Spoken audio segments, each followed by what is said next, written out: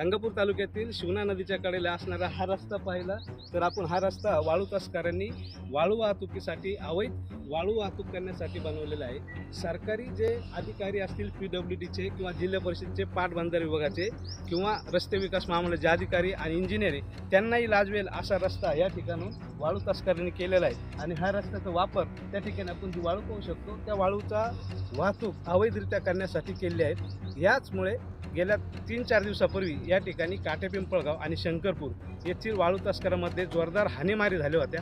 त्याचा परिपाक असा झाला की शिल्लेगाव पोलिसांनी या ठिकाणी येऊन 2 ट्रॅक्टर या ठिकाणून वाळूचे पकडून नेले आणि अज्ञात नावाच्या लोकांनी वाळू तस्करांवर गुन्हा दाखल करण्यात आला होता।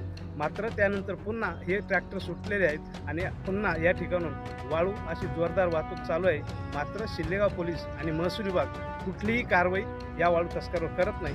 त्यामुळे गावकऱ्यामध्ये पोलीस आणि महसूल विभागाविरुद्ध असंतोषाचं वातावरण आहे। गंगापूर तालुक्यातील शंकरपूर परिसरात काही दिवसांपूर्वीच वाळू माफियांचे 2 गट आमनेसामने येत तुफान हाणामारीची घटना घडली होती। याचे कारणही तसेच होते, कारण शंकरपूर येथील वाळू तस्करांनी शिवना नदीपात्रात अक्षरशः JCBने रस्ता तयार केला असून त्या रस्त्याने अवैध वाळू वाहतुकीचा गोरखधंदा सुरू होता।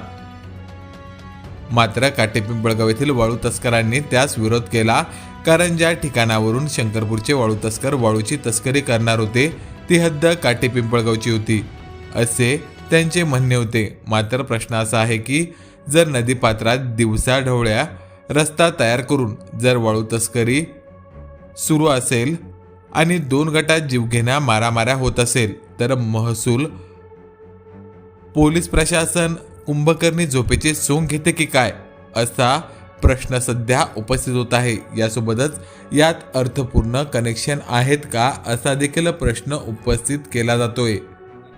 याच ठिकाणी शंकरपूर आणि काटेपिंपळगावमधले वाळू तस्कर होते, त्यांचे 4 ते 5 दिवसापूर्वी जोरदार भांडणं झाले होते लाठीकाठीने।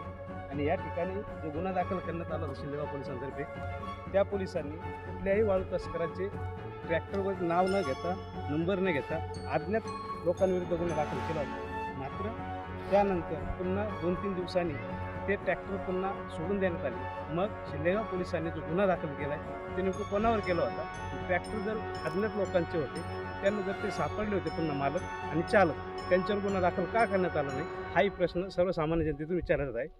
आपण पाहू शकतो की या ठिकाणी मोठ्या प्रमाणात वाळूचा साठा आहे, परंतु या वाळूवरून अवैध उपसा जो चालू आहे त्याच्यात जोरदार भांडणे या ठिकाणी होत आहे।